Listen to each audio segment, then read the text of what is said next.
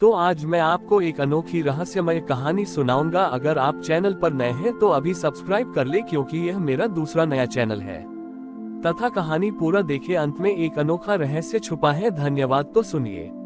एक समय की बात है, एक गांव में एक वृद्ध व्यक्ति रहता था जिसका नाम शांतनु था।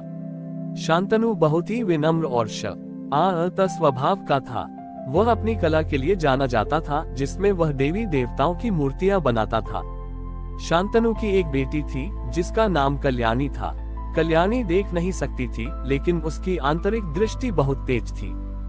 गांव के लोग बहुत अमीर थे, लेकिन उनमें दिखावे और प्रतिस्पर्धा की भावना बहुत थी।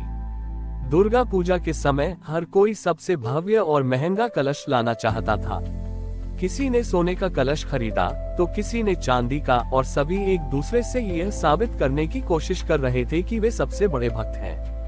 शांतनु ने अपनी बेटी कल्याणी से पूछा, बेटी, इस बार हमें माँ दुर्गा के लिए कैसा कलश बनाना चाहिए? कल्याणी ने शांतनु से कहा, पिताजी, हम ऐसा कलश बनाएंगे जिसे कोई देख न सके। शांतनु हैरान रह गया। एक ऐसा कलश जिसे कोई देख न सके, ये कैसे संभव है?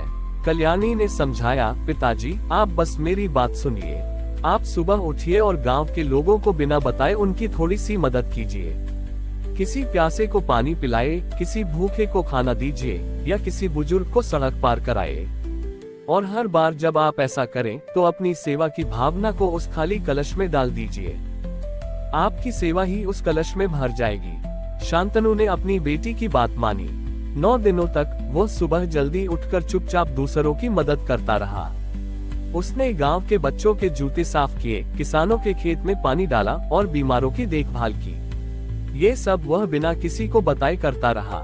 9 दिन बाद जब सभी लोग अपने सोने चांदी के कलश लेकर पंडाल में आए, तो शांतनु एक खाली मिट्टी का कलश लेकर पहुंचा।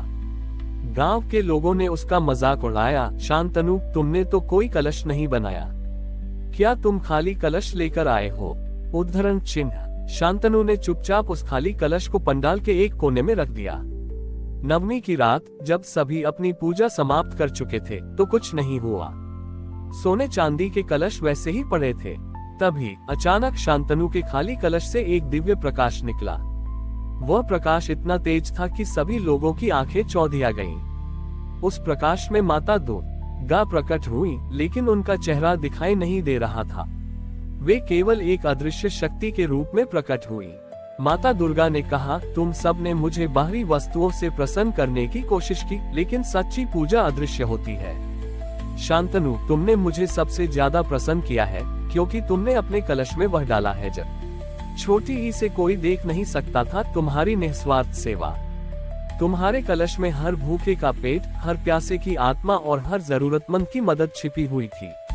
माता ने आगे कहा, सच्ची भक्ति दिखावे में नहीं, बल्कि उन अदृश्य कर्मों में होती है जो हम दूसरों के लिए करते हैं। उस दिन से गांव के लोगों को अपनी गलती का एहसास हुआ।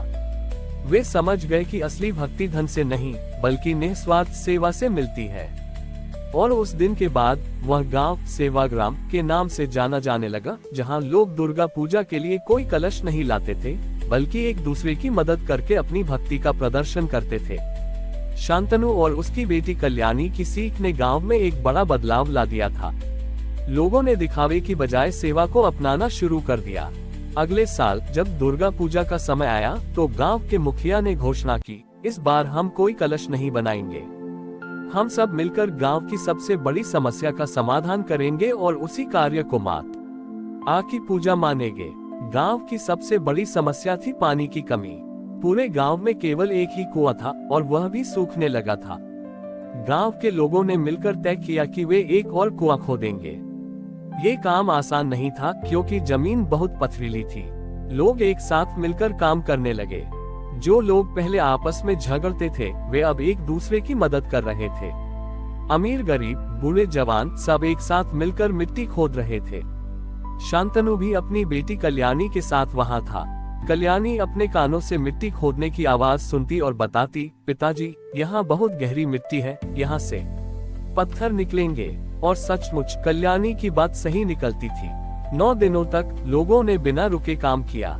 वे भूखे और प्यासे थे, लेकिन उनके मन में सेवा का भाव था। वे जानते थे कि यह केवल एक कुआं नहीं, बल्कि उनकी एकता और निस्वार्थ सेवा का प्रतीक है। नवमी की रात जब काम पूरा हो गया तो लोगों ने देखा कि कुएं में पानी नहीं था। वे निराश हो गए। तभी कल्याणी ने कुएं के पास जाकर कहा, पिताजी, मुझे पानी की बहुत तेज सुगंध आ रही है। लगता है पानी बहुत पास है। शांतनु ने उसकी बात मानी और अंतिम बार फावड़ा चलाया। जैसे ही उसने ऐसा किया, कुएं से पानी का एक बहुत बड़ा स्रोत निकला और कुआं पल भर में भर गया। पानी इतना स्वच्छ और ठंडा था कि लोगों को लगा जैसे यह अमृत है। तभी आसमान में एक दिव्य प्रकाश फैला और माता दुर्गा प्रकट हुई। उन्होंने कहा, तुम सब ने मिलकर जो कुआं खोदा है वह केवल पानी का स्रोत नहीं है, बल्कि तुम्हारी निस्वार्थ सेवा और एकता का कलश है।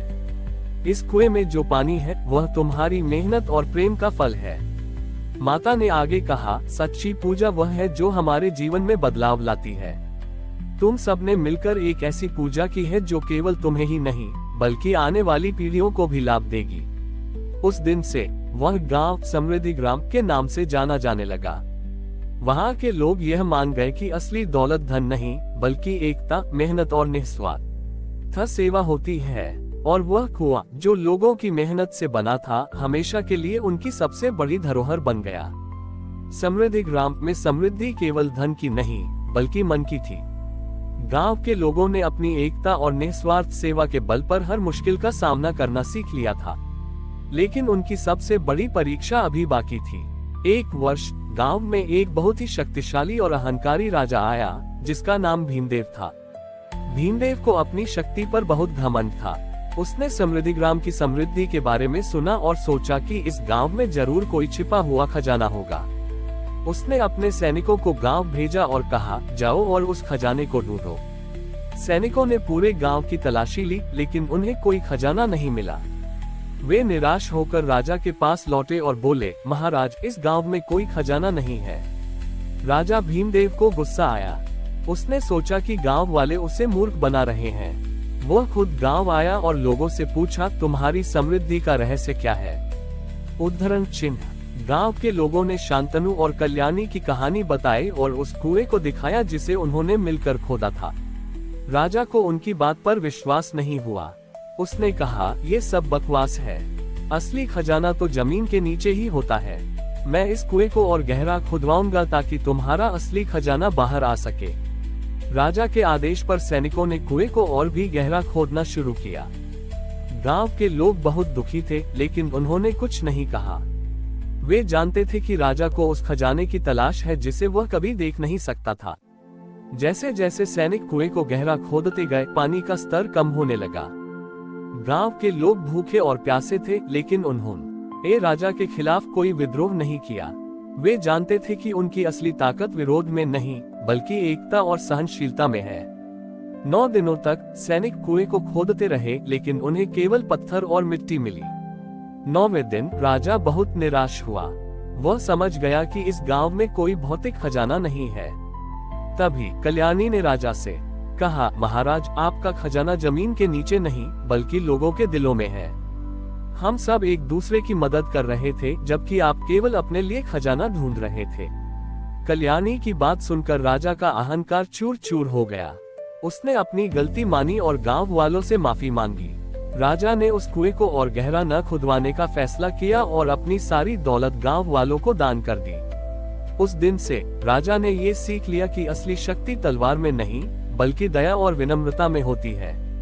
और वह गांव हमेशा के लिए एक ऐसा स्थान बन गया जहां लोग ये जानते थे कि असली खजाना केवल प्रेम, एकता और निस्वार्थ सेवा में ही छिपा होता है। हमारी और भी आध्यात्मिक एवं अनोखी कहानियां देखने के लिए हमारे चैनल पर जाएं तथा धार्मिक एवं पौराणिक अनोखी कहानियां हमारे चैनल पर है। कृपया जाके देखें तथा हमारे चैनल को सब्सक्राइब करके रखें और वीडियो लाइक जरूर करें। धन्यवाद।